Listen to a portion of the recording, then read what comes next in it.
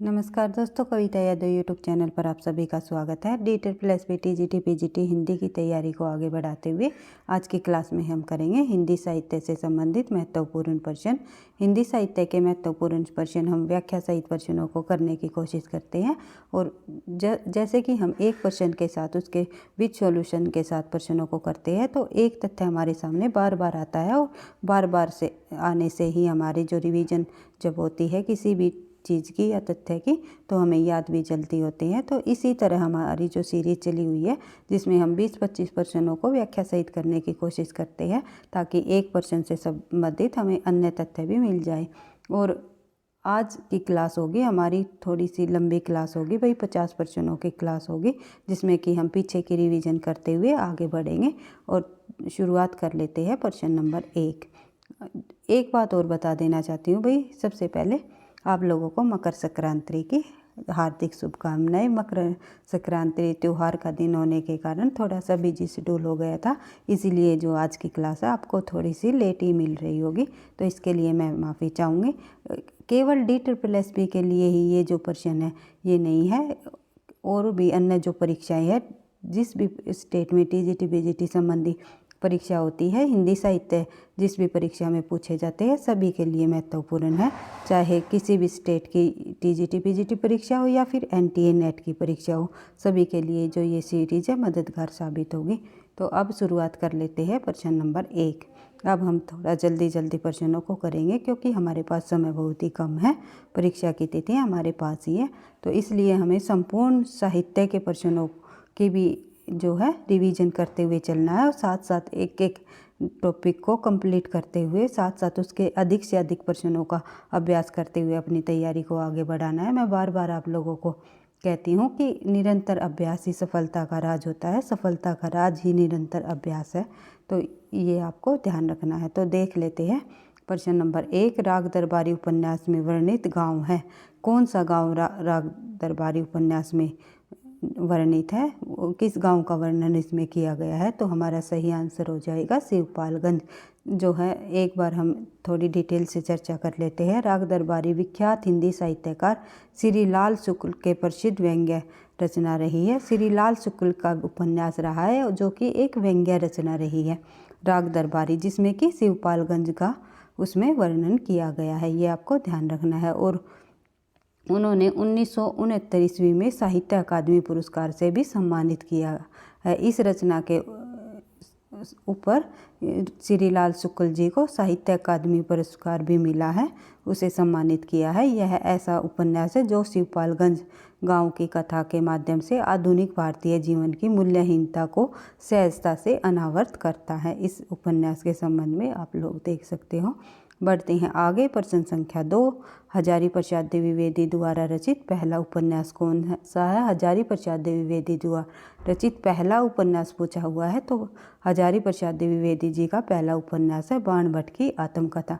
बाणभट्ट की आत्मकथा हजारी प्रसाद द्विवेदी द्वारा रचित उनका प्रथम ऐतिहासिक हिंदी उपन्यास है। इसमें 3 प्रमुख पात्र हैं, बाणभट्ट, भटनी और निपुणिया। इस पुस्तक का प्रथम प्रकाशन जो है 1946 ईस्वी में राजकमल ने किया है। राजकमल ने इसका प्रकाशन किया है। उसके बाद बात करते हैं आगे। प्रश्न संख्या 3। महात्मा गांधी के जीवन पर आधारित उपन्यास कौन सा है? महात्मा गांधी के जीवन पर आधारित उपन्यास रहा है पहला गिरमिटिया। पहला गिरमिटिया जो कि श्री गिरिराज किशोर द्वारा रचित उपन्यास है जो महात्मा गांधी पर आधारित है। इसके नायक भी पूछ लिए जाते हैं इस उपन्यास के कि पहला गिरमिटिया के उपन्यास का नायक कौन है, तो ये है मोहनदास, या फिर ये दे देंगे कि मोहनदास निम्नलिखित में से किस उपन्यासकार का नायक रहा है? किस उपन्यास का नायक रहा है मोहनदास? तो पहला गिरमिटिया जो कि महात्मा गांधी जीवन के ऊपर आधारित उपन्यास रहा है गिरिराज किशोर जी का। बढ़ते हैं आगे। प्रश्न संख्या 4। पीली आंधी उपन्यास की लेखिका कौन है? पीली आंधी उपन्यास की लेखिका रही है प्रभा खेतान। पीली आंधी उपन्यास की लेखिका प्रभा खेतान है। इनके और अन्य उपन्यास है आओ पे घर चले, छिन मस्ता, पीली आंधी, अग्नि संभवा और तालाबंदी, अपने अपने चेहरे। ये सभी के सभी उपन्यास जो है ये किस लेखिका के हैं? ये हैं प्रभा खेतान के। ये सभी उपन्यास आओ पे घर चले और छिन्नमस्ता जो ये उपन्यास है कई बार परीक्षा में पूछे गए हैं। बढ़ते हैं आगे। घुमक्कड़ शास्त्र यात्रा वृत्तांत के लेखक कौन रहे हैं? घुमक्कड़ शास्त्र यात्रा वृत्तांत के लेखक रहे हैं राहुल सांस्कृत्यायन जी, जिन्होंने काफ़ी सारी यात्रा वृत्तांत लिखी है, जो कि घुमक्कड़ यात्रा वृत्तांत के लेखक के नाम से भी प्रसिद्ध रहे हैं। देख लेते हैं इसके संबंध में। राहुल सांस्कृत्यायन का मानना है कि घुमक्कड़ी मानव मन की मुक्ति का साधन होने के साथ साथ अपने क्षितिज विस्तार का भी साधन है। इस प्रकार का अगर कथन पूछ लिया जाए तो उन्होंने कहा भी है, कमर बांध लो भावी घुमक्कड़ो, संसार तुम्हारे स्वागत के लिए बेकरार है। अगर ये कथन भी पूछ लिया जाए तो ये कथन किस लेखक द्वारा लिखा गया है, किस लेखक का है, तो आप बता सकते हो राहुल सांस्कृत्यायन जी का, कि कमर बांध लो भावी घुमक्कड़ो, संसार तुम्हारे स्वागत के लिए बेकरार है। ये कथन जो है राहुल सांस्कृत्यायन जी का है, जिन्होंने घुमक्कड़ शास्त्र यात्रा वृत्तांत लिखा है। राहुल ने अपनी यात्रा के अनुभवों को आत्मसात करते हुए घुमक्कड़ शास्त्र भी रचा है, ये आप लोगों को पता ही है। बढ़ते हैं आगे। प्रश्न संख्या 6। गोवध निवारण की भावना से लिखा गया उपन्यास कौन सा है? गोवध निवारण की भावना से लिखा गया उपन्यास जो है निसाई हिंदू है, जिसके लेखक जो है राधा कृष्ण दास रहे हैं और 1889 ईस्वी में लिखित यह उपन्यास निसाई हिंदू में हिंदुओं की निस्सहायता और मुसलमानों की धार्मिक कट्टरता का चित्रण इस उपन्यास में दिखाया गया है। यह गोवध निवारण की भावना से लिखा गया उपन्यास है। बढ़ते हैं आगे। विनायक किस उपन्यास का पात्र रहा है? विनायक पूछा हुआ है, इसमें किस उपन्यास का पात्र रहा है? तो विनायक इनमें से नूतन ब्रह्मचारी का पात्र रहा है। विनायक नूतन ब्रह्मचारी बालकृष्ण भट्ट का जो उपन्यास है नूतन ब्रह्मचारी, उनका जो पात्र रहा है वो कौन रहा है? विनायक। हिंदी के विख्यात साहित्यकार रमेश चंद्र शाह द्वारा रचित एक उपन्यास है, जिसके लिए उन्हें सन 2014 में साहित्य अकादमी पुरस्कार से भी सम्मानित किया गया, जो है विनायक नाम से एक, जैसे कि इसमें पूछा हुआ है कि विनायक किस उपन्यास का पात्र है, तो इसमें बताया है नूतन ब्रह्मचारी उपन्यास का पात्र है। लेकिन विनायक नाम से एक उपन्यास भी लिखा है, किस लेखक ने? रमेश चंद्र शाह ने, जो कि 2014 में साहित्यिक अकादमी पुरस्कार से नवाजित है। अगर पात्र की बात करें तो विनायक किस उपन्यास का पात्र है? तो नूतन ब्रह्मचारी, जो कि बालकृष्ण भट्ट द्वारा लिखा गया उपन्यास है। अगर उपन्यास पूछ लिया जाए तो, क्योंकि उपन्यास भी पुरस्कार मिलने के कारण एक इम्पोर्टेंट रचना हो जाती है। अगर उपन्यास पूछ लिया जाए कि उपन्यास किस लेखक का उपन्यास है, तो वो है रमेश चंद्र शाह। इस बात को आपको ध्यान रखना है बिल्कुल। इसीलिए मैं एक दूसरे से जो चीज़ें एक दूसरे से रिलेट होती हूँ, मैं आप लोगों को साथ साथ बता देती हूँ, ताकि आपको बाद में कोई भी कन्फ्यूजन न हो। आप अच्छे से अपनी तैयारी को इसी तरह आगे बढ़ाते रहें। बढ़ते हैं आगे। 12 बरस ले कुकर जिए अरु 16 लोली जिए सियार किसकी पंक्ति है? ये पंक्ति जो है किस आदिकाल कवि की रही है, ये आपको पता ही है। 12 बरस ले कुकर जिए अरु 16 लो जिए सियार, जो ये पंक्ति है इसके रचयिता रहे हैं जगनिक, जिन्होंने परमाल रासों की रचना की है। जगनिक जो कवि है, परमाल रासों 12वीं शताब्दी की रचना रही है। यह आदिकालीन हिंदी साहित्य के एक वीर गाथात्मक रासों काव्य है। उस समय के परमाल रासों का केवल एक आल्यखंड ही उपलब्ध है। जो ये परमाल रासों है, ये आल्यखंड के नाम से भी ये रचना प्रसिद्ध रही है। और इसके बाद जब हम बात करते हैं, हालांकि इस रचना के काल के विषय में काफ़ी मतभेद रहे हैं। कहीं पर ये 12वीं शताब्दी की रचना बताई गई है, तो कहीं ये इस रचना का जो समय है 16वीं शताब्दी बताया गया है। कवि जगनिक जो कालिंजर और महोबा के राजा परमाल के दरबारी कवि थे। ये भी पूछ लिया जाता है कई बार, जो जगनिक है वे किसके दरबारी कवि रहे हैं? तो आपको याद रखना है कि कालिंजर और महोबा के राजा परमाल के दरबारी कवि रहे कौन? जगनिक, जो कि कोई विद्वान उसे 12वीं शताब्दी का कवि बताता है तो कोई विद्वान उसे 16वीं शताब्दी का बताता है। तो इसके समय में मतभेद रहा है। हालांकि जो ये परमाल रासो कहीं कहीं हमें प्रमाणिक रूप से मिली है तो उसको हम 12वीं शताब्दी की ही रचना मानते हैं। हिंदी साहित्य की एक वीर गाथात्मक ये रचना रही है। परमाल रासो का केवल एक आल्यखंड ही उपलब्ध हुआ है, ये आपको ध्यान रखना है। बढ़ते हैं आगे। आदिकालीन रासो साहित्य की प्रमुख प्रवृत्तियों के संबंध में कौन सा कथन सही नहीं है? नहीं पर आपको बिल्कुल ध्यान रखना है, क्या पूछा हुआ है प्रश्न में, है पूछा हुआ है या नहीं। तो आदिकालीन रासो साहित्य की प्रवृत्तियाँ जब हम देखते हैं तो हमें देखने को मिलता है कि इसमें युद्धों का सजीव चित्रण तथा साहित्य की अनंतम विशेषता मिलती है, बिल्कुल सही है। इसमें शौर्य और विलासता का स्वाभाविक और जीवांत चित्रण हुआ है, बिल्कुल हुआ है। और श्रृंगार और वीर रस का एक साथ चित्रण इसकी प्रमुख विशेषता है, ये भी बिल्कुल सही है। इस साहित्य में राष्ट्र प्रेम का सुंदर चित्रण किया गया है, ये हमें जो है ये कथन बिल्कुल सही नहीं है, ये कथन असत्य है यानी कि गलत है। तो सही नहीं है पूछा हुआ है, तो हमारा सही आंसर हो जाएगा ए। क्योंकि आप लोगों को पता ही है, मैंने आपको डिटेल से समझा रखा है कि आदिकालीन साहित्य में राष्ट्र प्रेम हमें देखने को नहीं मिलता है। आदिकाल की जो ये प्रवृत्तियां हैं इसमें राष्ट्र प्रेम की भावना बिल्कुल जो आदिकालीन कवि रहे हैं, आदिकालीन साहित्य रहा है, उनमें हमें देखने को मिला है कि एक संकुचित राष्ट्रीयता देखने को मिली है। राजा महाराजा जो है वे आपस में ही लड़ते थे, सिर्फ अपने एक छोटे से राज्य के लिए ही उन्हें ये लगता था कि जो ये राज्य है इस पर अगर कोई बाहरी विदेशी अगर दूसरे राज्य पर आक्रमण कर देता है तो वो केवल अपने ही राज्य को बचाने में लगे रहते थे। उससे पूरे राष्ट्र को की जो भावनाएं थी, राष्ट्र प्रेम की भावनाएं थी, वो उनमें नहीं मिलती। बढ़ते हैं आगे, देख लेते हैं प्रश्न संख्या 10। आचार्य रामचंद्र शुक्ल ने रासो शब्द का संबंध किस शब्द से माना है? तो ये आप लोगों को पता ही है। आचार्य रामचंद्र शुक्ल ने रासो शब्द का जो है उत्पत्ति रासायन से मानी है। बिसल देव रासों में काव्य के अर्थ में रासायन शब्द बार बार आया है, अतः हमारी जो समझ में रासायन शब्द से होते होते यह रासो हो गया, यानी कि इन्होंने जो है बिसल देव रासों की रचना के आधार पर रासो शब्द की उत्पत्ति रासायन से मानी है। रसिक से मानने वाले जो विद्वान रहे वे नरोत्तम स्वामी, रास से मानने वाले गौरी शंकर ओझा, रासक से मानने वाले हजारी प्रसाद द्विवेदी। बढ़ते हैं आगे, देख लेते हैं प्रश्न संख्या 11। हजारी प्रसाद द्विवेदी किसे हिंदी का प्रथम कवि मानते हैं? तो अब्दुल रहमान को हजारी प्रसाद द्विवेदी हिंदी का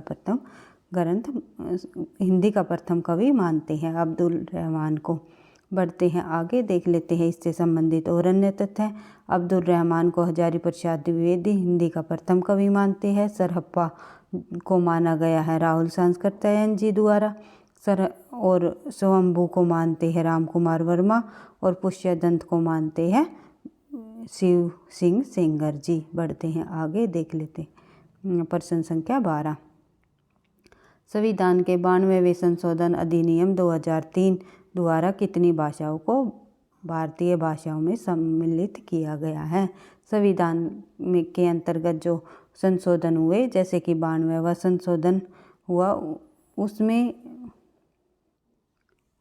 21वां संशोधन हुआ, 71वां संशोधन हुआ, उन संशोधनों में कौन कौन सी भाषाओं को जोड़ा गया ये आप लोगों को बताना है। तो इसमें पूछा हुआ है 92वें संशोधन में जो कि 2003 में हुआ था, उसमें कितनी भाषाओं को और जोड़ दिया गया था? शुरुआत में हमारी जो भाषाएं थी संविधान में मान्यता प्राप्त, वे केवल 14 भाषाएं थी। उसके बाद एक भाषा को जोड़ा गया, फिर उसके बाद जो है 3 भाषाओं को जोड़ा गया, फिर लास्ट में अंत में जो है 92वें संशोधन में 4 भाषाओं को और जोड़ दिया गया। वो देख लेते हैं हम कौन सी 4 भाषाओं को जोड़ा गया। तो हमारा सही आंसर हो जाएगा ए, 4 भाषाओं को देख लेते हैं। संविधान की 8वीं अनुसूची में निम्नलिखित 22 भाषाएं सम्मिलित हैं। तो इसमें देख लेते हैं कौन कौन सी 22 भाषाएं हैं। असमिया, बंगला, गुजराती, हिंदी, कन्नड़, कश्मीरी, कोंकणी, मलयालम, मणिपुरी, मराठी, नेपाली, ओडिया, पंजाबी, संस्कृत, सिंधी, तमिल, तेलुगु, उर्दू, बोडो, संथाली, मैथिली और डोगरी। जो ये 22 भाषाएं हैं संविधान में वर्णित, उनमें हम देख लेते हैं। जो लास्ट में अंत में जो है बोडो, संथाली, मैथिली और डोगरी को जोड़ा गया है 92वें संशोधन द्वारा। इन भाषाओं में 14 भाषाओं को संविधान में प्रारंभ में शामिल किया गया था। 1967 ईस्वी में जो सिंधी भाषा को जोड़ दिया गया, जो कि 21वें संशोधन में जोड़ा गया, 8वीं अनुसूची में शामिल किया गया। फिर है 1992 में जो 71वां संशोधन हुआ, उसमें कोंकणी, मणिपुरी और नेपाली 3 भाषाओं को इसमें जोड़ा गया। फिर उसके बाद 2003 में 92वें संशोधन के द्वारा बोडो, डोगरी, मैथिली, संथाली 8वीं अनुसूची में शामिल किया गया, जोड़ दिया गया। इस तरह कुल लगभग जो है 22 भाषाएं हमारे संविधान में मान्यता प्राप्त हो रही है। बढ़ते हैं आगे। हिंदू हृदय और मुसलमान हृदय आमने सामने करके अजनबीपन मिटाने वालों में इन्हीं का नाम लेना पड़ेगा। आचार्य रामचंद्र शुक्ल का जो कथन है वह किस कवि के संबंध में दिया गया है कि हिंदू हृदय और मुसलमान हृदय आमने सामने करके अजनबीपन मिटाने वालों में इन्हीं का नाम लेना पड़ेगा। जो ये कथन है ये आचार्य रामचंद्र शुक्ल ने जायसी जी के संबंध में कहा है।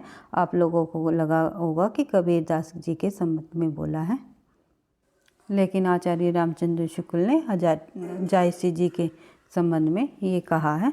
उन्होंने आचार्य रामचंद्र शुक्ल ने कबीरदास जी को थोड़ा कम महत्व दिया है अपने हिंदी साहित्य के इतिहास में। तो देख लेते हैं, क्योंकि हजारी प्रसाद द्विवेदी ने काफ़ी जो है कबीरदास जी को अधिक सराहा है या महत्व दिया है। देख लेते हैं एक बार इससे संबंधित और अन्य तथ्य। हिंदू हृदय और मुसलमान हृदय आमने सामने करके अजनबीपन मिटाने वालों में इन्हीं का नाम लेना पड़ेगा। इन्होंने मुसलमान होकर हिंदुओं की कहानियाँ हिंदुओं की बोलियों में अपनी सहृदयता से कहकर उसके जीवन की मर्मस्पर्शी अवस्थाओं के साथ साथ अपने उदार हृदय का पूर्ण सामंजस्य दिखा दिया है। कबीरदास जी ने केवल भिन्न प्रतीत होती हुई परोक्ष सत्ता की एकता का आभास दिया था। ये बात जो है रामचंद्र शुक्ल ने कहा है कि कबीरदास जी ने तो केवल भिन्न प्रतीत होती हुई परोक्ष सत्ता की एकता का आभास दिया था, बल्कि जयसी जी ने हिंदू हृदय और मुसलमान हृदय आमने सामने करके अजनबीपन जो मिटाने वालों का नाम जो है जयसी जी का ही लिया जाता है। तो ये बात जयसी जी के बारे में रामचंद्र शुक्ल ने कही है। आगे देख लेते हैं। प्रत्यक्ष जीवन की एकता का दृश्य सामने रखने की आवश्यकता बनी थी, यह जयसी द्वारा पूरी हुई। ये जो पूरा का पूरा कथन है ये किन के द्वारा कहा गया है? रामचंद्र शुक्ल जी द्वारा जयसी जी के संबंध में। बढ़ते हैं आगे। हीन भय जलमीन अधीन कहा कति मोह अकुलानी समाने, नीर स्नेही को लाए कलंक निराश है कायर त्याग पराने। जो ये उक्त पंक्तियाँ हैं, नीर स्नेही में जो है कौन सा अलंकार है ये पूछा हुआ है। तो हम देख लेते हैं। इसमें सभंग श्लेष अलंकार दर्शाया गया है। सभंग श्लेष अलंकार इसमें दर्शाया गया जब किसी काव्य पंक्ति के किसी पद विशेष को तोड़कर भंग करके उसके 2 या 2 से अधिक अर्थ दिए गए हो, तब वहाँ सभंग श्लेष अलंकार होता है। जैसे कि नीर स्नेही में नीरस स्नेही तथा नीरस ने ही में अलग अलग अर्थबोध होता है। एक तो इसका अर्थबोध होगा नीर स्नेही, ये के अंतर्गत नीरस स्नेही हो जाएगा एक तो नीर स्नेही का, एक हो जाएगा नीरस स्नेही। इस प्रकार से इसके 2 अर्थ निकल आते हैं। तो 2 अर्थों में जब निकल कर आते हैं तो उसमें क्या हो जाएगा? सभंग श्लेष अलंकार हो जाएगा। बढ़ते हैं आगे। प्रश्न संख्या 15। भिखारी दास ने काव्य निर्णय में किसका विवेचन किया है? तो भिखारी दास ने काव्य निर्णय में जो है सर्वांग विवेचन किया है, यानी कि काव्य के सर्वांग निरूपण का विवेचन किया है कि काव्य के अंतर्गत सभी के जो सभी रूप होते हैं उनका वर्णन किया गया। काव्य के जितने भी रूप हमें देखने को मिलेंगे,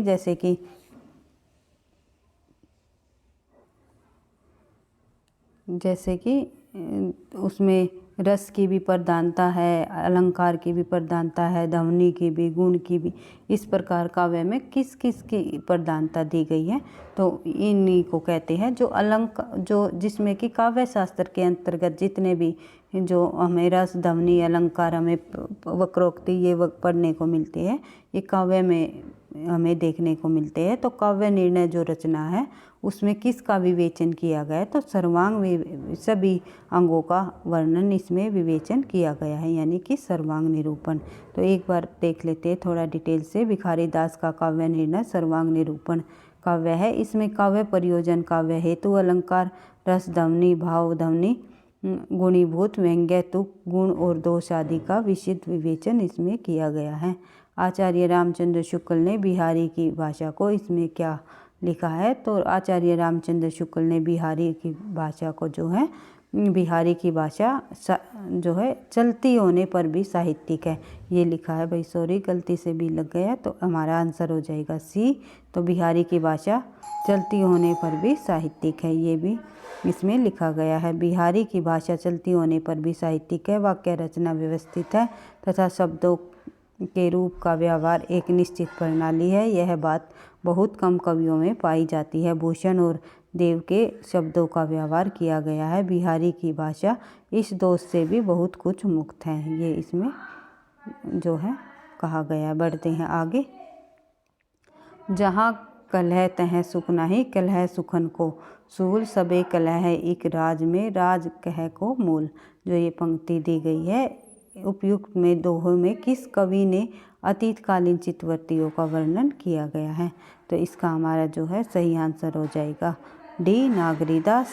नागरीदास जो है का वास्तविक नाम जो है सावंत सिंह रहा है, और ये किशनगढ़ के राजा रहे हैं। ग्रह कलह से ऊपर ये वृंदावन चले गए, ग्रह कलह से उब कर जो ये है कहाँ पर चले गए थे, वृंदावन। वहीं विरक्त भक्त के रूप में रहने लगे और आगे चलकर नागरीदास से नाम प्रसिद्ध हो गए। नागरीदास नाम से यह प्रसिद्ध हो गए। अगर ये पूछ लिया जाए तो इस तथ्य में हमें ये पता चलता है कि नागरीदास का जो वास्तविक नाम है वो सावंत सिंह रहा है। बढ़ते हैं आगे। और जो ये पंक्ति है कई बार परीक्षा में पूछी जाती है, देख लेते हैं। प्रश्न संख्या 18। मुड़ मुड़ कर देखता हूँ किसकी आत्मकथा है, तो आपको ध्यान रखना है। मुड़ मुड़ कर देखता हूँ कई बार परीक्षा में पूछी गई है, राजेंद्र यादव की आत्मकथा है। राजेंद्र यादव के संबंध में और अन्य रचनाएं भी हम देख लेते हैं। राजेंद्र यादव ने 8 उपन्यास तथा 150 से अधिक कहानियाँ लिखी है, जिसमें कि प्रेत बोलते हैं, उखड़े हुए लोग, उल्टा सह और मात, एक मुस्कान, अनदेखे अनजाने पुल, मंत्रबिद, एक था सलेस, इसके उपन्यास है। रेखाएं, लहरें और परछाइयाँ, देवताओं की मूर्तियाँ, खेल खिलौने, जहाँ लक्ष्मी कैद है। जहाँ लक्ष्मी कैद है कई बार परीक्षा में पूछी गई है भाई। और अभिमन्यु की आत्महत्या, छोटे छोटे ताजमहल, छोटे छोटे ताजमहल और टूटना, ये भी कई बार परीक्षा में पूछी गई है। तो आपको ध्यान रखनी है राजेंद्र यादव के ये जो है कहानी संग्रह है। टूटना प्रसिद्ध कहानी संग्रह इनका, छोटे छोटे ताजमहल भी, और जो जहाँ लक्ष्मी कैद इनकी कहानी संग्रह है, और ये इनके उपन्यास रहे हैं। आपको रिवाइज करते हुए बार बार जब आप रिवीजन करोगे तथ्यों की, तो तब आपको रचनाओं की याद हो जाएंगी। बढ़ते हैं आगे। प्रश्न संख्या 19। मणिकर्णिका के लेखक कौन है, तो मणिकर्णिका के जो लेखक हैं वे रहे हैं तुलसीदास जी। तुलसीदास मणिकर्णिका के लेखक रहे हैं। बनारस में आने पर जीवन के अंत की प्रतीक मणिकर्णिका में ही लेखक का एक नया जीवन शुरू हुआ है। बढ़ते हैं आगे। महाकाल उपन्यास के लेखक कौन है, महाकाल उपन्यास के लेखक है जो है अमृतलाल नागर, जिन्होंने 2 जीवनियाँ भी लिखी थी। जो तुलसीदास और सूरदास जी के संबंध में मानस का हंस और खंजर नैन। तो देख लेते हैं अमृतलाल नागर की और प्रमुख रचनाएं। महाकाल 1947, बूंद और समंदर 1956, शतरंज के मोहरे 1959, सुहाग के नूपुर 1960, अमृत और विष 1966, सात घूट वाला मुखड़ा 1968, एकदा नेमी सराय जो है 1972, मानस का हंस 1973, नाचो बहुत गोपाल 1978। कई बार परीक्षाओं में इनकी जो ये रचनाएं हैं इनको क्रम वाइज लगाने का भी NTA नेट की परीक्षा में पूछ लिया जाता है, तो आपको ध्यान रखना है। बढ़ते हैं आगे। प्रश्न संख्या 21, सिंधी भाषा का विकास अपभ्रंश की किस बोली से हुआ? तो आप लोगों को ध्यान रखना है सिंधी भाषा का विकास जो है अपभ्रंश की ब्राह्मण बोली से हुआ है। ब्राह्मण अपभ्रंश में सिंधी का विकास हुआ। 85 से हुआ लहंदा का, और पंजाबी 85 से हुआ भाई लहंदा और पंजाबी का। इस तरह आपको ध्यान रखना है, ये थोड़ा अलग अलग नहीं हुए, तो हम देख लेते हैं। तो 85 जो का से हुआ लहंदा और पंजाबी का। मागधी से हुआ बिहारी, बंगला, उड़िया, असमिया का। अर्ध मागधी से हुआ पूर्वी हिंदी का विकास, जिसमें कि अवधी, बघेली और छत्तीसगढ़ी हमें देखने को मिलती है। बढ़ते हैं आगे। प्रश्न संख्या 22, किस समीक्षक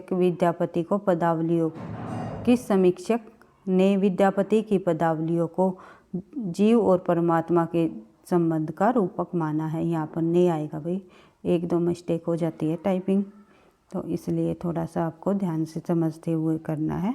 तो ये जो विद्यापति की पदावलियों को जीव और आत्मा के संबंध का रूपक मानने वाले इनमें से विद्वान कौन रहे हैं?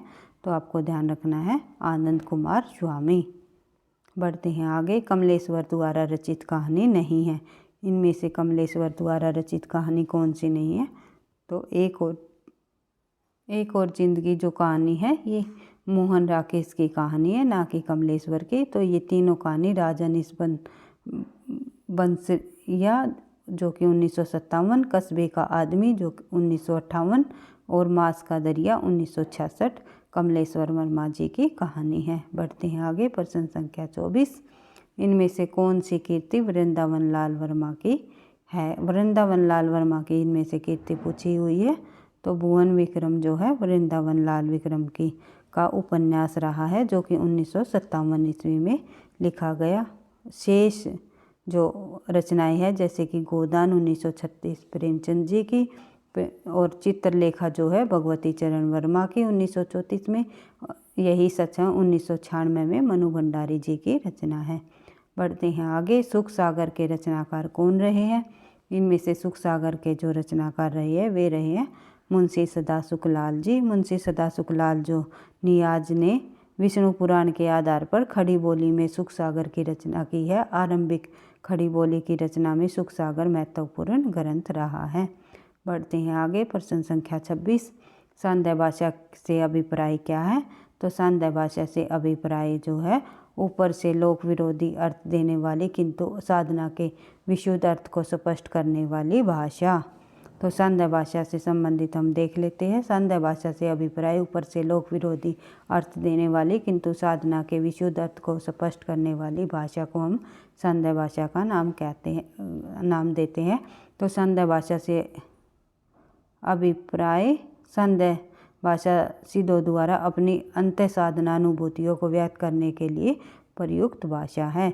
इनमें प्रतीकों के सहारे अंतर साधनात्मक अनुभूतियों को व्यक्त किया जाता है, इसलिए इनका तात्पर्य प्रतीकों के खुलने पर ही प्रकट होता है।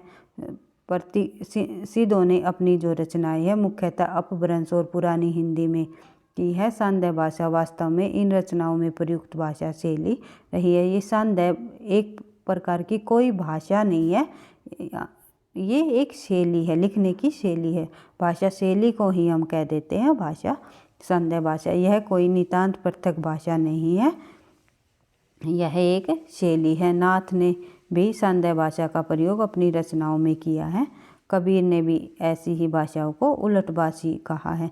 जैसे कि कबीर की उलटबासी है वे हमें कहाँ से मिलती है, वे हमें सिद्धों की ही संध्या भाषा जो उन्होंने प्रयोग किया है उन्हीं को हम उलटबासियों का नाम दे देते हैं। कबीरदास जी ने उन्हें क्या कहा है, उलटबासी।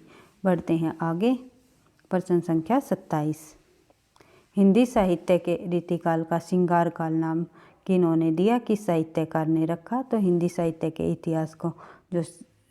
इतिहास के अंतर्गत रीतिकाल का जो नाम है श्रृंगार काल, वो नाम दिया है विश्वनाथ प्रसाद मिश्र जी ने। विश्वनाथ प्रसाद मिश्र जी ने हिंदी साहित्य के श्रृंगार काल को जो है रीतिकाल को हिंदी साहित्य के श्रृंगार काल का नाम दिया है। बढ़ते हैं आगे। आचार्य विश्वनाथ प्रसाद ने हिंदी साहित्य के अतीत ग्रंथ में आदिकाल को क्या नाम दिया है? वीर काल। और वीर गाथा काल कहा है रामचंद्र शुक्ल ने आदिकाल को,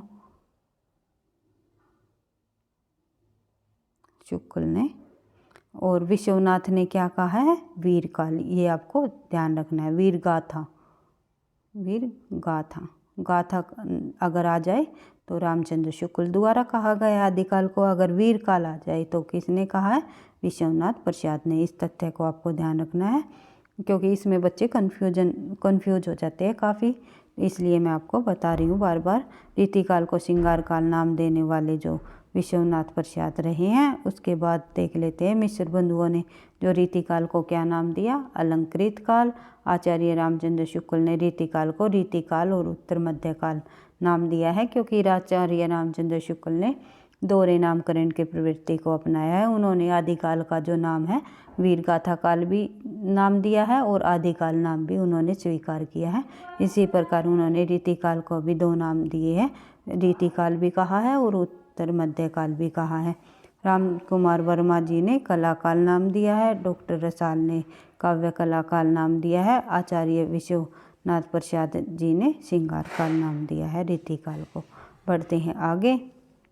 बालचंद बिजबाई भाषा दुहु नाही लगन दूजन हासा उपयुक्त पंक्तियाँ किस लेखक की है या किसके द्वारा लिखी गई? जो ये पंक्तियाँ है विद्यापति जी की है। मैथिली कोकिल विद्यापति संस्कृत, मैथिली और अवहट के प्रकांड पंडित रहे हैं। उन्होंने 1 दर्जनों से भी अधिक ग्रंथों की रचना की है जिनमें कीर्तिलता, कीर्तिपता, विद्यापति तीनों रचनाएं इनकी काफ़ी प्रसिद्ध रचनाएं रही है। विद्यापति की जो रचना है पदावली, उनको तो उनकी जो ख्याति का आधार भी माना गया है। उनकी प्रसिद्धि का आधार पूछ लिया जाए तो विद्यापति की कौन सी रचना उनकी प्रसिद्धि या ख्याति का आधार रहा है?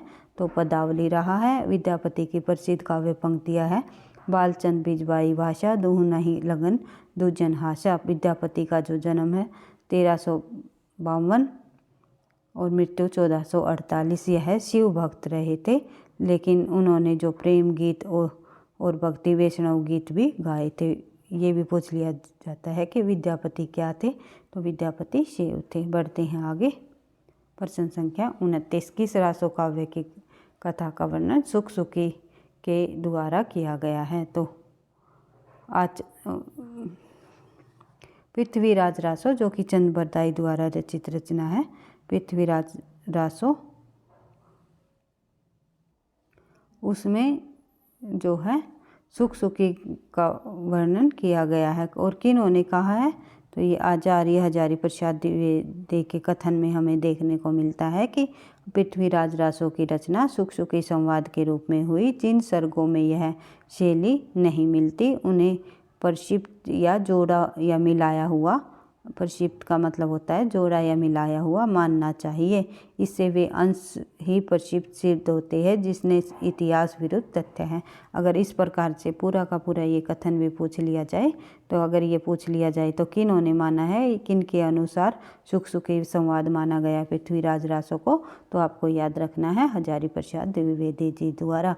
अगर इस प्रकार से प्रश्न पूछ लिया जाए सुख सुखी संवाद का जो है किस ग्रंथ में दिया गया है संवाद, तो वो है पृथ्वीराज रासो। किसी भी प्रकार से अगर प्रश्न पूछा जाए तो आप आसानी से कर सकते हो। बढ़ते हैं आगे। हजारी प्रसाद द्विवेदी के अनुसार दत्ता शब्द का व्यवहार मूलतः किस अर्थ में होता है? तो ये होता है छेदन के अर्थ में। बढ़ते हैं आगे, प्रश्न संख्या 31। संत मत के अलावा शब्द यानी शब्द का प्रचलन किस पंथ में हुआ है? तो ये हुआ है हमारा जो है नाथ पंथ में। जैसे कि हमें उसमें नाथ पंथियों में हमें इसका जो शब्द या शब्द का प्रचलन देखने को मिलता है। बढ़ते हैं आगे, पीताम्बर दत्त बड़थवाल ने गोरखनाथ की रचनाओं का जो संग्रह है गोरखबानी नाम से संपादित कर हिंदी साहित्य सम्मेलन प्रयाग से प्रकाशित कराया है। शब्दी पद जो कि राग सामग्री भी नाम से भी प्रसिद्ध है, शिष्यादर्शन, प्राण संकली, नरवे बोध, आत्मबोध, अभयमात्रा जोग, 15 तिथि, सप्तवार, मच्छेंद्री गोरखनाथ, रोमावली, गयानतिलक, पंचमात्रा, इन 13 रचनाओं को पीताम्बर दत्त बड़थवाल ने प्रमाणिक माना है। जो ये रचनाएं हैं ये आपको बिल्कुल ध्यान रखनी है, क्योंकि इन रचनाओं में से पूछी जाती है। ये निम्नलिखित में से जो है गोरखनाथ की रचना कौन सी नहीं है या है, इस प्रकार से इन रचनाओं को आपको ध्यान रखना है। बढ़ते हैं आगे, थोड़ा हजारी प्रसाद द्विवेदी के अनुसार हम देखेंगे तो शब्दी गोरखनाथ की सबसे प्रमाणिक रचना मानी गई है। कौन सी मानी गई है? शब्दी, हजारी प्रसाद द्विवेदी जी के अनुसार। शब्दी या शब्द का प्रचलन नाथ पंथ में हुआ और संत मत में बहुप्रचलित रहा है। पढ़ते हैं प्रश्न संख्या 32। भारतेंदु हरिश्चंद्र के निम्नलिखित रूपकों में से कौन सा भाण है? भाण पूछा हुआ है, इनमें से कौन सा भाण है? तो हम देख लेते हैं, हमारा आंसर हो जाएगा बी, विषय विषमोशमधम जो रचना रही है भारतेंदु जी की, वो एक प्रकार की भाण रचना रही है। तो वैदिक हिंसा ने भवती 1873 में इस नाटक में जो है भारतेंदु ने मांसाहार के कारण की जाने वाली हिंसा पर व्यंग्य किया है। और जो ये विषमोधम जो रचना है इनकी एक मौलिक रचना रही है, अनुदित नहीं रचना नहीं है भाई, मौलिक रचना है, ये आपको ध्यान रखना है।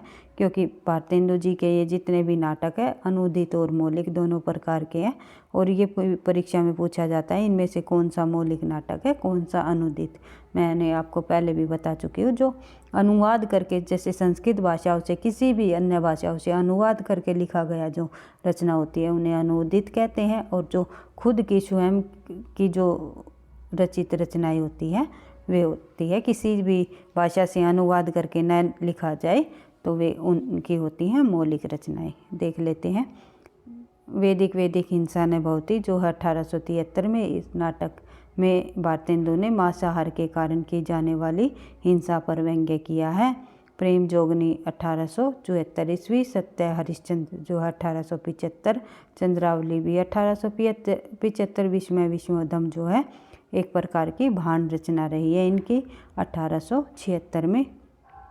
भारत जननी जो है 1877, भारत दुर्दशा जो है 1880, नील देवी भी 1880, अंधेर नगरी जो है 1881 में। इस नाटक में ब्रिटिश शासन व्यवस्था और धार्मिक पाखंडों पर भी प्रहार किया गया है। ऐसा माना जाता कि हिंदू नेशनल थिएटर की मांग पर भारतेंदु जी ने इस नाटक के एक रात में रचना की है। ये भी पूछ लिया जाता है निम्नलिखित में से भारतेंदु जी की एक रात में रचित रचना कौन सी रही है? तो आपको ध्यान रखना है अंधेर नगरी।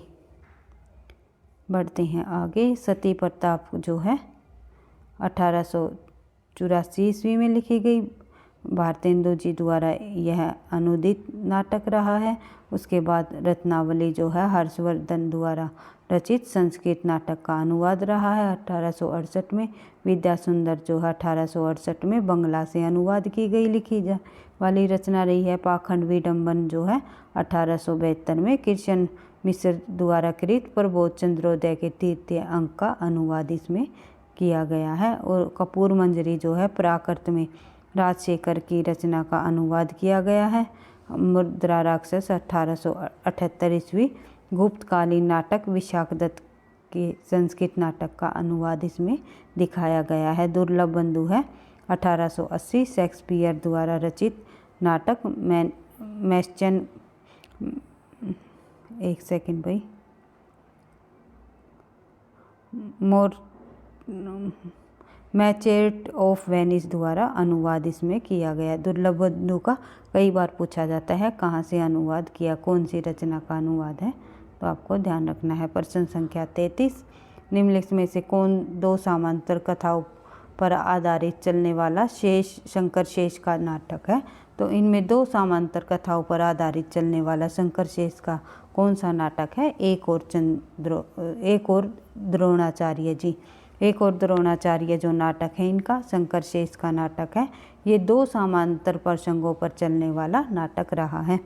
शंकर शेष विसंगति बोध से जुड़े नाटककार रहे हैं। उन्होंने एक और द्रोणाचार्य 1977 में विशेष ख्याति अर्जित हुई है इस नाटक के द्वारा। इन्हें यह दो समांतर कथा प्रसंगों पर चलने वाला नाटक है। एक और अरविंद उसके परिवार और कॉलेज का प्रसंग है, तो दूसरी ओर द्रोणाचार्य उसके परिवार तथा युधिष्ठिर, अर्जुन, भीम, अश्वत्थामा और एकलव्य आदि के प्रसंग इसमें दिखाया गया है।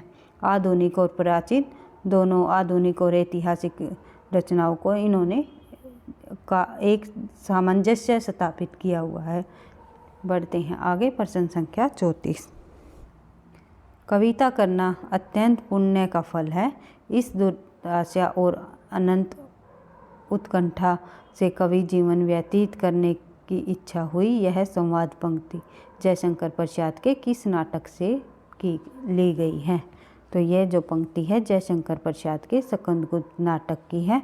जयशंकर प्रसाद के जो प्रसिद्ध नाटक स्कंदगुप्त के प्रथम अंक में मात्रगुप्त का व्याकर्ता कालिदास का यह कथन है कि कविता करना अत्यंत पुण्य का फल है। इस दुराशा और अनंत उत्कंठा से कवि जीवन व्यतीत करने की इच्छा हुई।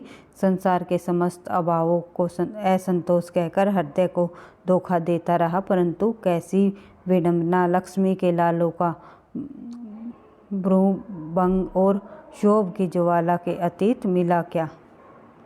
एक काल्पनिक प्रशंसनीय जीवन और दूसरों की दया में अपना अस्तित्व रखता है। बढ़ते हैं थोड़ा और आगे।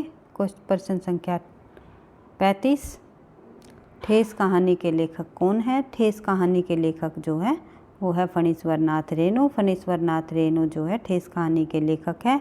इनमें कथानायक शीरचंद अगर पात्र पूछ लिया जाए तो शीरचंद किस कहानी का पात्र है, तो ठेस कहानी का पात्र है जो कि फणीश्वर द्वारा रचित है। तो इसमें जो शीरचंद की सादगी एवं करुणा की पृष्ठभूमि में उसकी विलुप्त कला के प्रति ललक और मर्मस्पर्शी का चित्रण इसमें दिखाया गया है।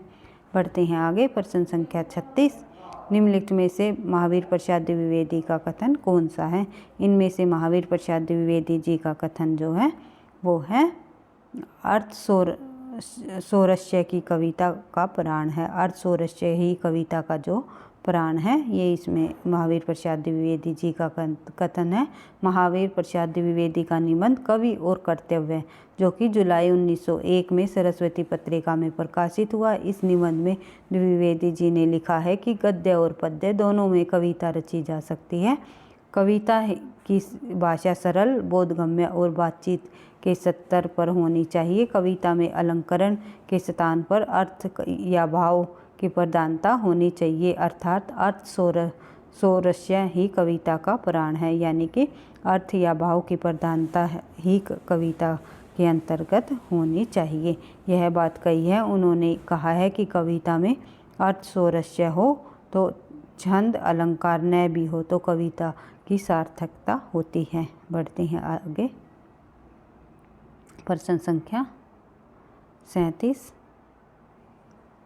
निम्नलिखित में से कौन सी कीर्ति I.A. रिचर्ड्स की नहीं है।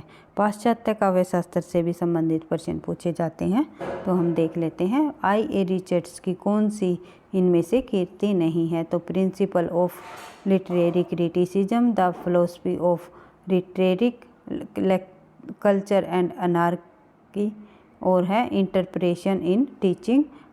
कल्चर एंड अनार्की जो रचना है मैथ्यू आर्नल्ड की रचना है, ना कि I.A. रिचर्ड्स की, ये आपको ध्यान रखना है। और अन्य जो तीनों की तीनों रचनाएं हैं ये जो है I.A. रिचर्ड्स द्वारा रचित रचना है। इनमें नहीं पूछा हुआ है, नहीं, पर आपको मैं बार बार आपको यही बात बताती हूँ कि जो हमारे प्रश्न आते हुए गलत हो जाते हैं क्योंकि हम थोड़ा जल्दबाजी करते हैं। तो प्रश्नों को बिल्कुल ध्यान से पढ़ना है कि पूछा क्या गया है, नहीं पूछा गया है या है पूछा गया है। बढ़ते हैं आगे। प्रश्न संख्या 38, प्रिंसिपल ऑफ लिटरेरी क्रिटिसिज्म के लेखक कौन है? अभी अभी हमने पढ़ा था, I.A. Richards principle of literary criticism के लेखक है। निम्नलिखित में से कौन सा ब्रह्म संप्रदाय का प्रवर्तक माना जाता है? तो ब्रह्म संप्रदाय का जो प्रवर्तक है वो कौन माना जाता है? वो मध्वाचार्य जी माने जाते हैं, जिन्होंने जो है द्वैतवाद दर्शन की स्थापना की है। द्वैतवाद का मैंने आपको पहले भी समझाया है का इसमें इन्होंने बताया द्वैतवाद में आत्मा और परमात्मा दोनों को अलग बताया है। आत्मा अलग है और परमात्मा अलग है, जीव और आत्मा दोनों जो है अलग अलग है, इसमें द्वैतवाद में बताया गया है। इन्होंने जो है कृष्ण भक्ति की है। इस दर्शन के माध्यम से शंकराचार्य ने सम्राट दर्शन में जो है अद्वैतवाद दर्शन को बताया गया है। रामानुजाचार्य ने श्री सांप्रदायिक दर्शन के अंतर्गत विशिष्ट द्वैतवाद के अंतर्गत राम भक्ति को समझाया है। और निम्बार्काचार्य ने जो है सनकादि में द्वैताद्वैत यानी कृष्ण राधा कृष्ण युगल की भक्ति की है। और वल्लभाचार्य ने रुद्र संप्रदाय जो है वो शुद्ध अद्वैतवाद पुरुषोत्तम श्री कृष्ण का इसमें परिवर्तन किया गया है। बढ़ते हैं आगे। प्रश्न संख्या 40, कहा करो बेखुंटी जाए, जह न है नंद जहाँ न जसोदा, ना ही जह गोपी गोपाल ने गाए। ये जो पंक्ति है ये बार बार परीक्षाओं में पूछी जाती है, परमानंद दास जी की रही है। सही आंसर हो जाएगा परमानंद दास, जिनकी और अन्य रचना भी है दान लीला और ध्रुव चरित्र, कई बार परीक्षाओं में पूछी जाती है। बढ़ते हैं आगे। प्रश्न संख्या 41, निम्नलिखित में से ज्ञानदीप का रचनाकार कौन है? ज्ञानदीप किसकी रचना है? तो उस्मान की शेख नवी की जो रचना है वो ज्ञानदीप है। उस्मान की जो रचना है वो चित्रावली है, इसलिए सही आंसर हो जाएगा हमारा शेख नवी। तो ज्ञानदीप के रचनाकार कौन रहे हैं? शेख नवी, जो कि 1619 ईस्वी की रचना है और इसके रचनाकार शेख नवी रहे हैं। ये जहांगीर के समकालीन रहे हैं शेख नवी जी। इस प्रेमाख्यान में राजा ज्ञानदीप और रानी देवयानी है भैया प्रेम कथा को वर्णन किया गया है। आचार्य रामचंद्र शुक्ल के अनुसार शेख नवी से प्रेम गाथा परंपरा समाप्त समझनी चाहिए। अगर ये प्रश्न पूछ लिया जाए तो किसके रामचंद्र शुक्ल ने किस रचना के या किस रचनाकार के बात कही है कि जिसके द्वारा प्रेम गाथा परंपरा की समाप्ति समझ लेनी चाहिए? तो वो है शेख नवी की जो रचना है ज्ञानदीप की। बढ़ते हैं आगे। प्रश्न संख्या 42, गगन होता नाही मही होती तेह चंद नहीं, सूर ऐसे अंधकार मह रचा मोहम्मद नूर। यह पंक्ति जो है किस जैसे द्वारा रचित किस काव्य कीर्ति से ली गई है? तो ये सही आंसर हो जाएगा आखिरी कलाम रचना से यह जो पंक्ति है इसमें ली गई है। आखिरी कलाम जो रचना है जयसी जी की, वो बाबर की प्रशंसा इन्होंने इस रचना में की है। बाबर के शासनकाल में इन्होंने ये रचना लिखी थी। इसमें इस्लामी मान्यता के अनुसार प्रलय का वर्णन दिखाया गया है। जयसी रचित रचना महान ग्रंथ जयसी रचित इस महान ग्रंथ का जो प्रकाशन है फारसी में हुआ है। और जयसी ने जो है शेख बुरहान और शेख अशरफ का अपने गुरुओं के रूप में इस रचना में इसमें उल्लेख किया गया है। बढ़ते हैं प्रश्न संख्या 43, हिंदी रीति ग्रंथों की परंपरा चिंतामणि की त्रिपाठी से चली। यह रीतिकाल का प्रारंभ उन्हीं से मानना चाहिए। किस इतिहासकार का कथन है? तो यह जो कथन है आचार्य रामचंद्र शुक्ल जी का है कि उन्होंने जो है रीतिकाल की परंपरा की शुरुआत जो है चिंतामणि से ही मानी है। चिंतामणि से रीति की छड़ी मानी है। बढ़ते हैं आगे। प्रश्न संख्या 44, रामकथा में व्याप्त अति प्राकृत तत्वों के प्रति संशयग्रस्त होकर किस कवि ने ब्राह्मणी रामकथा की प्रतिक्रिया में नई राम कथा गढ़ ली है। तो इसका सही आंसर हो जाएगा हमारा पुष्यदंत। पुष्यदंत जो है अपभ्रंश भाषा के महान कवि रहे हैं, जिनकी 3 रचनाएं प्रकाशन में आ चुकी हैं। वो है महापुराण, जसहरचर्यु जिसको यशोदाचरित नाम से भी जाना जाता है, और नय कुमार चर्यु जो है नाग कुमार चरित नाम से भी यह रचना प्रसिद्ध रही है। बढ़ते हैं आगे, प्रश्न संख्या 45। जयशंकर प्रसाद का कौन सा नाटक कृष्ण मिश्र के संस्कृत नाटक पर बोध चंद्रोदय के अन्यापदेशिक शैली पर आधारित रहा है? तो यह रहा है कामना जो नाटक है जयशंकर प्रसाद जी का, ये कृष्ण मिश्र के संस्कृत पर बोध चंद्रोदय की रचना रही है, उस पर आधारित यह नाटक रहा है कामना। झरना प्रसाद की काव्य रचना रही है। उर्वशी जो है चंपू काव्य रचना रही है। उर्वशी जो है रामधारी दिनकर की भी रचना रही है, ये आपको ध्यान रखना है, जो कि एक खंड काव्य है। और जयशंकर प्रसाद जी का एक चंपू काव्य है। उर्वशी पौराणिक कथा उर्वशी और पूर्वा पर आधारित है, और उर्वशी जो है 1909 की रचना है। झरना जो है 1918 की रचना है। ईरावती जयशंकर प्रसाद का अधूरा नाटक है, अधूरी रचना है। और तितली जो है 1934 में लिखी गई जो है जयशंकर प्रसाद की का उपन्यास है। उसके बाद बात करें आगे प्रसाद की अन्य काव्य कीर्तियों को हम जब देखते हैं तो करुणालय जो है एक काव्य नाटक है। महाराणा का महत्व, चित्रधारा, झरना, आंसू, लहर, कमायनी। जयशंकर प्रसाद के हम उपन्यास देखेंगे तो कंकाल, तितली और ईरावती हमने देखा था जयशंकर प्रसाद की अधूरी रचना है, यानी एक अधूरा उपन्यास इनका रहा है। पूछ लिया जाता है निम्नलिखित में से कौन सा जयशंकर प्रसाद का अधूरा उपन्यास है या अधूरी रचना रही है? वो है ईरावती। प्रसाद के जो नाटक है सज्जन, प्रायश्चित, एक घूट, चंद्रगुप्त, सकंदगुप्त, ध्रुवस्वामिनी, जो ये है प्रसाद जी के अन्य प्रमुख नाटक रहे हैं। बढ़ते हैं आगे, प्रश्न संख्या 46।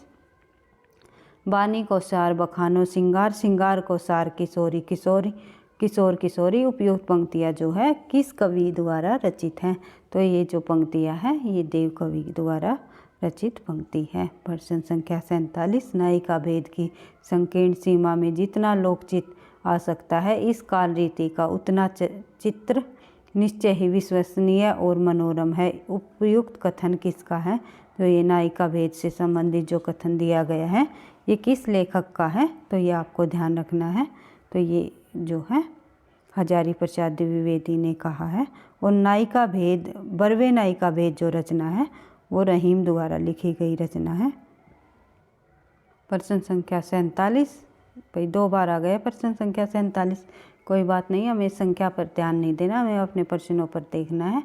तो मतीराम के ललित ललारम का मुख्य वर्ण विषय क्या रहा है? मतीराम के ललित ललारम जो रचना है ललित ललाम मतीराम की, उसका जो मुख्य वर्ण विषय रहा है वो अलंकार निरूपण रहा है। मतीराम की प्रमुख रचनाएं जो और देख लेते हैं हम, जो है फूल मंजरी, लक्षण श्रृंगार, साहित्य सार, रसराज, ललित ललाम, सतसई, अलंकार पच्चीसिका, छंद सार संग्रह और वृत्त कौमुदी, जो ये रचनाएं हैं ये ललित ललाम इनकी प्रसिद्ध रचनाएं हैं। मतीराम जी की ये प्रमुख रचनाएं रही है। बढ़ते हैं आगे, प्रश्न संख्या 48। बरवे छंद में किस कवि ने नायिका भेद का निरूपण किया है? तो बरवे छंद में रहीम ने नायिका भेद का निरूपण किया है। रहीम जी की जो बरवे नायिका भेद अवधी भाषा में लिखी गई रचना है नायिका भेद का, यह एक सर्वोत्तम ग्रंथ रहा है, सर्वश्रेष्ठ ग्रंथ माना जाता है नायिका भेद का रहीम द्वारा रचित बरवे नायिका भेद। इसमें भिन्न भिन्न नायिकाओं के केवल उदाहरण दिए गए हैं। बात कर लेते हैं आगे, रहीम ने बरवे नायिका भेद में गोपी विरह वर्णन भी दिखाया गया है। प्रश्न संख्या 49 इसमें देख लेते हैं। मैंने श्री कृष्णचंद्र को इस ग्रंथ में एक महापुरुष की भांति अंकित किया है, ब्रह्म करके नहीं, जो ब्रह्मा करके नहीं बताया इसमें। तो ये कथन है, ये कथन किस कवि द्वारा रचित है? तो अयोध्या सिंह अरियोध ने ये कथन कहा है। बढ़ते हैं आगे, देख लेते हैं अरियोध जी के संबंध में और अन्य जो रचनाएं रही है उनकी, उनसे संबंधित और महत्वपूर्ण तथ्य। अरियोध जी की प्रसिद्ध रचना जो है प्रिय प्रवास रही है। इस ग्रंथ का पर अरियोध जी को हिंदी साहित्य सम्मेलन मंगला प्रसाद पारितोषिक प्रदान भी किया गया है। मंगला प्रसाद पारितोषिक प्रदान किस रचना पर किया गया है? प्रिय प्रवास पर, ये आपको ध्यान रखना है। इसमें जो है सम्मेलन में हिंदी साहित्य वाचस्पति के उपाधि से भी इसको नवाजित किया गया है, अलंकृत किया गया है। बढ़ते हैं आगे, प्रश्न संख्या 50 हमारा अंतिम प्रश्न है आज की सीरीज का। तो देख लेते हैं, दुख ही जीवन की कथा रही, क्या कहूँ जो आज नहीं कही। उपयुक्त जो कथन है ये किस लेखक द्वारा लिखा गया है? किस लेखक की जो कविता है उसमें दिया गया है, दुख ही जीवन की कथा कही, क्या कहूँ जो आज नहीं कही। तो ये निराला जी, सूर्यकांत त्रिपाठी निराला की कविता में ये पंक्ति दी गई है, जो कि प्रमुख और अन्य कीर्तियाँ भी देख लेते हैं निराला जी की। तो और अन्य कीर्तियाँ हैं, राम की शक्ति पूजा, तुलसीदास, सरोज स्मृति, कुकुरमुत्ता, अनामिका, अणिमा, नए पत्ते, बेला उपन्यास है इनका। और जो इनके उपन्यास है अप्सरा, निरुपमा, प्रभावती, कुल्ली बाट, बल्लेशुर बकरिहा जो कहानी संग्रह है, चतुर चमार और है शकुली की बीबी, निबंध आलोचना इनकी जो है रविंद्र कविता कानन, चाबुक, प्रबंध पराग आदि जो है इनके आलोचना की दे रही है। जो निराला जी की जितनी भी प्रसिद्ध कीर्तियाँ हैं, ये रचनाएं हैं, मैंने आपको सभी को आपके सामने लेकर के आई हूँ। जैसे कि काव्य कीर्तियाँ हैं, इनके उपन्यास है प्रमुख, इनकी कहानी संग्रह, इनकी आलोचनात्मक कृति है। इस प्रकार एक प्रश्न के साथ हम अन्य तथ्यों को भी करते हुए आगे बढ़ रहे हैं। इसी तरह संपूर्ण साहित्य के हम जब इसी प्रकार से प्रश्नों को करेंगे तो बार बार प्रश्नों की जब हमारे सामने तथ्यों की रिवीजन होगी तो हमारी जो तैयारी है परीक्षा तक बहुत ही अच्छी हो जाएगी। आपको जो है बार बार प्रश्न करने से याद भी रह जाएंगे और परीक्षा में कन्फ्यूजन भी नहीं रहेगा कि इसका आंसर ये है, क्योंकि हम एक प्रश्न को काफ़ी बार कर चुके होंगे, कम से कम 100 बार या 50 बार एक तथ्य को हम धीरे धीरे करते हुए पीछे की भी रिवीजन करते हुए आगे बढ़ेंगे। तो जो बच्चा बिल्कुल साहित्य से नया जुड़ रहा है उनके लिए भी ये सीरीज़ काफ़ी मददगार साबित होगी, और जो बच्चा तैयारी कर चुके हैं उनके लिए भी रिवीजन के तौर पर काफ़ी जो है परीक्षा में आप लोगों को हेल्प मिलेगी। तो वीडियो पसंद आई तो भाई लाइक करना, दोस्तों के साथ शेयर करना, चैनल पर पहली बार हो तो सब्सक्राइब कर लेना ताकि आपको नोटिफिकेशन समय पर मिलता रहे। आपके एक लाइक से मुझे नेक्स्ट वीडियो बनाने का मोटिवेशन भी मिलता है। और कोई भी किसी प्रकार का कोई डाउट हो तो आप कमेंट बॉक्स में लिख करके पूछ सकते हो या बता सकते हो मैम इस प्रकार से हमें अपनी तैयारी करनी है, ये कंटेंट लेकर के आओ, इस तरह आप तैयारी करो, तो मैं ज़रूर ध्यान दूँगी। तो पढ़ते रहना, आगे बढ़ते रहना। थैंक यू, धन्यवाद।